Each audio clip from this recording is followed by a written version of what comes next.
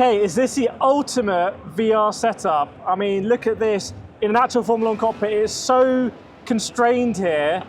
And the incredible thing is that the cockpit in the game is the same as the cockpit here. So we're on the Pimax Crystal Light, obviously quite a lightweight VR headset.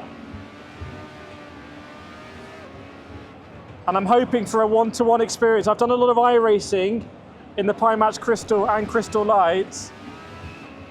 But that's on a setup that's really a GT setup. I'm telling you, I'm already feeling like, look, it doesn't look like real life, we know that, but it feels like a 3D representation of Spa. I've been here, I have been to Spa in real life and walked along there left-hand side.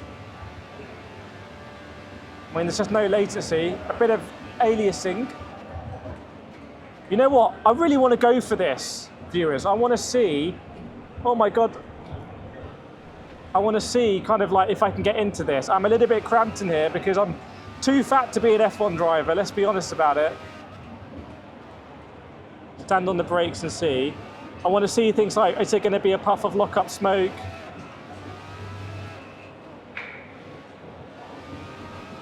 Is this the ultimate VR sim experience is the question.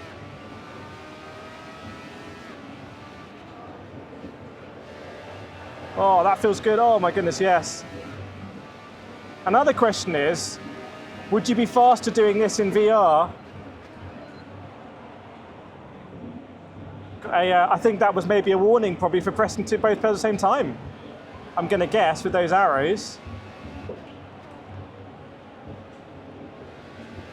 Obviously, in an open cockpit car like this, you can just look to apex very easily. You're not obstructed by anything. I can look around. Hopefully we should be getting a screen recording of this as well that you can be looking at. And we're going to try and do a lap of Spa in this Formula car.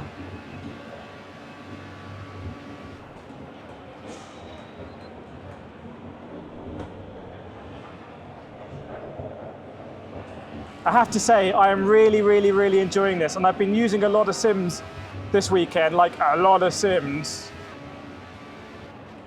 And it might be because it's an expo, but there's lots of lights and sounds and it's very distracting. But just being in the VR headset here, in this cockpit, like I'm pressed against the seat, we're gonna go up Eau Rouge. And I feel like I could almost, feel like, because I'm naturally compressed, my brain is like translating the movement up there, the wheel, and I just feel like I'm actually in this three-dimensional space. This is one of the more enjoyable experiences I've had at the expo. Second time we've gone wide there, went over that curb.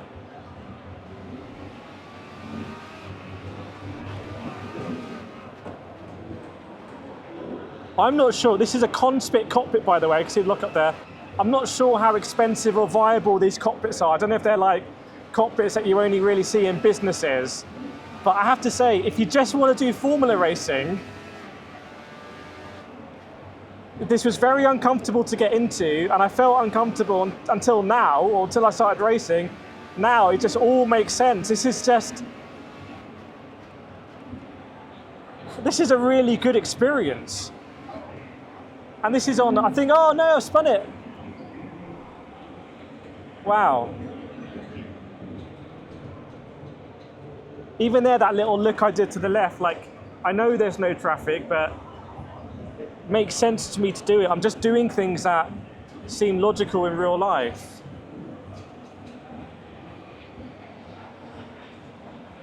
You can see the wing there, like if I've lost it.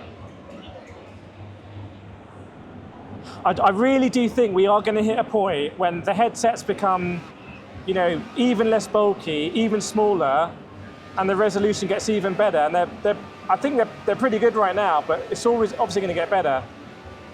This is going to be the way to do sim racing. I mean, this is kind of, there's lots of, you know, triple screen rigs, motion rigs. This doesn't have motion, it doesn't have triple screens, but this is the most immersed I've been at the expo. And when you think about it, it makes sense. Oh no. I want to go up Eau Rouge one more time if it's going to let me. I don't know how many laps we've set on here. Let's see. Yes, one more lap of Eau Rouge.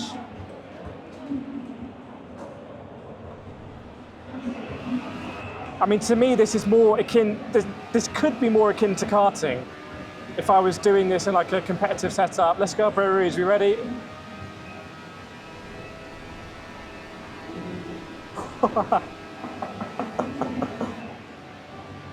It's just. I know I've got a Pimax Crystal at home, so I know this headset. I know how to put it on. I know how to get a good experience. But yeah, honestly, for sim racing, and I do not feel motion sick at all. I know this is all going to be personal, but for me, when you've got good frame rate, good graphics,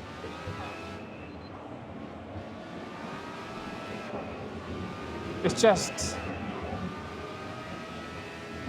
honestly, the things that make this different from karting is the smell. There's no smell of two-stroke. There's no smell of rubber. I genuinely think if they were able to make some sort of like thing where you could smell two-stroke or just have your lawnmower running, you're going to get to a point where it's going to be very, very, very, very, very authentic.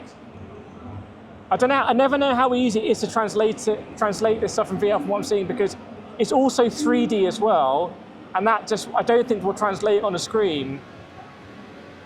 And the detail you always get when you look at your wheel is great. The shadows.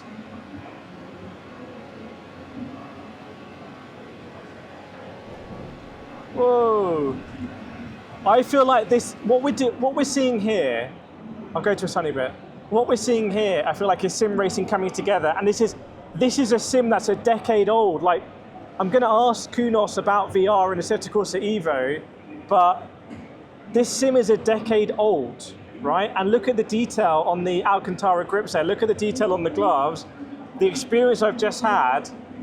You basically, if you come to an expo, and I hope they do more of these in the UK and the US, and I think the Sim Expo is going to the US, please try VR. Like, if you have to queue 10, 15, 20 minutes, just try it if you're curious, and then let me know in the comments what your pros and cons are, because I feel like I'm quite adjusted to VR, and time just flies when I'm here. It really does fly. Right. I think this could be the ultimate VR setup, but I'm going to try some more.